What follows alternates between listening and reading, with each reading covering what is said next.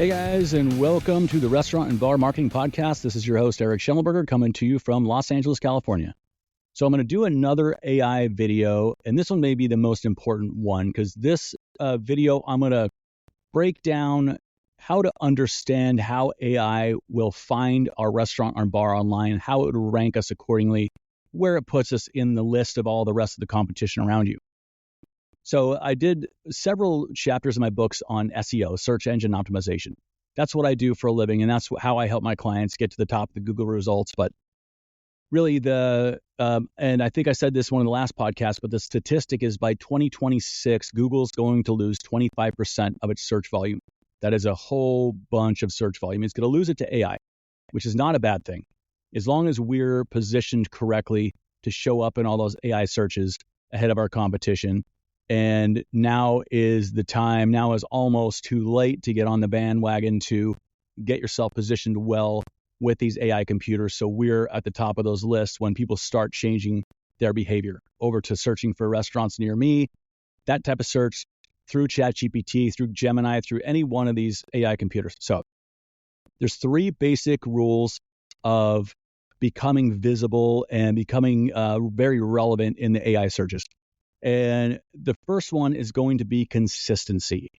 So make sure all of your information is consistent, meaning don't have your hours of operation different on the website as they are on your Google business page, as they are on your Yelp page, your TripAdvisor page, or Bing. And I'll get to Bing in a second, which is actually a player again. Make sure all this information is exactly the same. Make sure your contact information obviously is right. Make sure your Google attribute questions are correct. So the Google attributes are those 50 or 60 yes or no questions that you can find in your Google business page. And they have to do with kind of the ancillary things of what you offer. Not necessarily who you are as a restaurant, but do you offer a gender neutral restroom? Do you offer outdoor patio seating? Do you offer heated patio seating? Do you allow dogs? Do you have parking nearby? Is there a valet? Do you have a Braille menu, which I've never, ever had a client say yes to that one, but apparently what's called a Braille menu and assistive hearing loops for the hard of hearing and the blind are a thing. So sounds cool. I mean, if you have those type of customers, by all means, do that. So anyway, these attribute questions have to be filled out, every single one of them. And if you can't say yes to it, don't leave it blank. Say no. Say no is it's being thorough. It's giving Google and giving these AI computers the information they need in order to rank you. So if somebody has let me get to that in a second. I'm gonna break down how people are going to start to search for restaurants in the future. I've gone through it in a podcast in the past, but I think it bears repeating. So stay consistent with all of your information. Make sure it's 100% matching, no matter how minute the detail. And don't forget any platforms. Don't forget your website. If you have a web guy who fell off the face of the earth and won't return your emails or phone calls, cool. Get another one. Get another one now. And make sure it's right. Not only is it annoying to the public if your website hours, say you close at 4, they show up at 3 and you're already closed. Yeah, that's going to piss that guy off. But more importantly, AI computers do not like inconsistent information. They don't like guessing. They won't guess. They'll just say next and they'll go on to the next restaurant. So the other one is to be visible, is to be everywhere, is to have a presence on as many of these platforms as you can possibly have. So Google's awesome, of course. All the basics I'm sure you have down. But have you optimized your basic profiles? Like, have you gone through TripAdvisor and answered every single question? Have you uploaded new photos? Have you gone through and optimized those photos? My 4th book has a whole chapter on how to optimize your photos for the correct size, to name them correctly, to research the keywords through ChatGPT so we know what people are typing in to TripAdvisor to get to you, to find you, and putting those keywords in the meta information of the photo. So all these photos, matter of fact, TripAdvisor makes you put meta information, meaning it makes you describe what this photo is. And if you're using keywords to describe your photos, as long as they match, make sure the keyword matches the photo and it makes sense. As long as it's matching the photo and it has traffic going to that keyword, it's definitely going to help you. It's going to help you more and more in the future once AI computers ramp up and start using this stuff almost exclusively. Anyway, there's hundreds or thousands of directories around the internet that you could be on.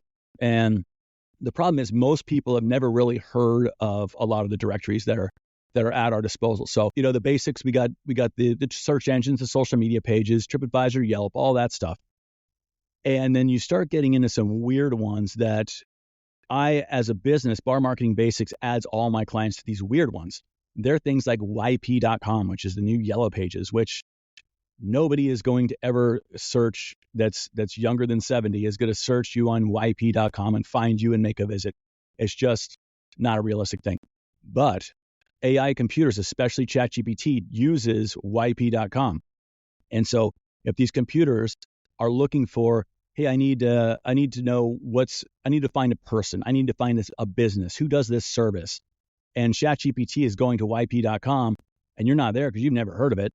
That's going to be a detriment. So make sure you're on all these weird ancillary ones, Hot Frog 24/7, City Search or City Links. I can't remember what the name of it is. That's how obscure it is. Make sure you're on all the GPS systems in the new cars. Make sure you're on all the voice commands, Siri, Alexa, Google Assistant. You've got to have a presence, not just a listing, an optimized presence, meaning every field is filled out. Every photo is available. All your photos are optimized. They're all named keywords. They're all the most meta information you could possibly stuff into all those fields. So the AI computers don't really want to take your word for it on one or two of these platforms and kind of make an educated guess if this is a right fit for the person searching for them online. The third one is, are these listings and is your information coming from a trusted source? AI is very big on trustworthiness. Are these platforms trustworthy? Do they trust the source of the information? Google is obviously trustworthy. Apple Maps, in my opinion, not very trustworthy because Apple will like to take our edits that we give it. I'm a business owner. I know what my hours are. I know the information I'm plugging into Apple since I claimed it. They verified that I claimed it. I'm the rightful owner of the Apple Maps page. Yet Apple decides to take my edit and maybe we'll change it. Maybe we won't. Maybe we'll do it in 2 days. Maybe we'll do it in 90 days. Maybe we'll not make the change at all. Apple thinks it knows better about your business's information than you do.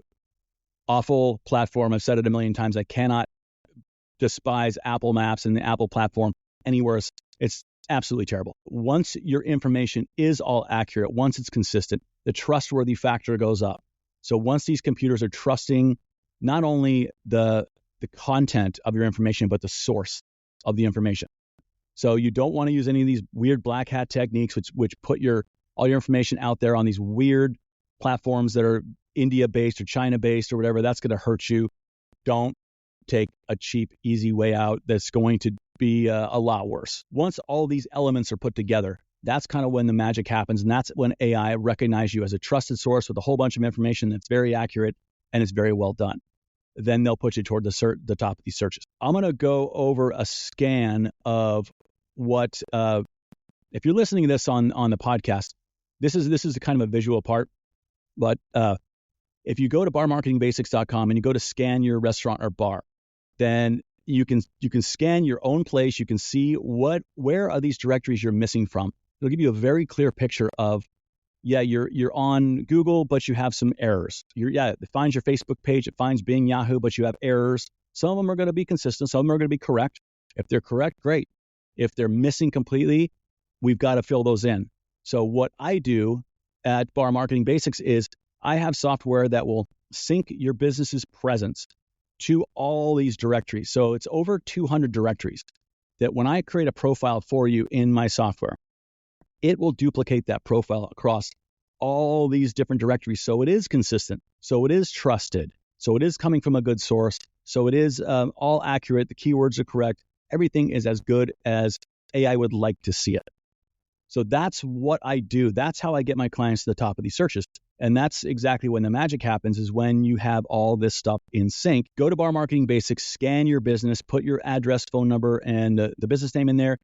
Scan it. It'll give you a full report in about 30 seconds of where you lie along all these different ancillary type of directories. If you're there, if you're missing, most places are missing a ton. It'll give you a percentage of how many are missing. Usually it's in the 80% wrong.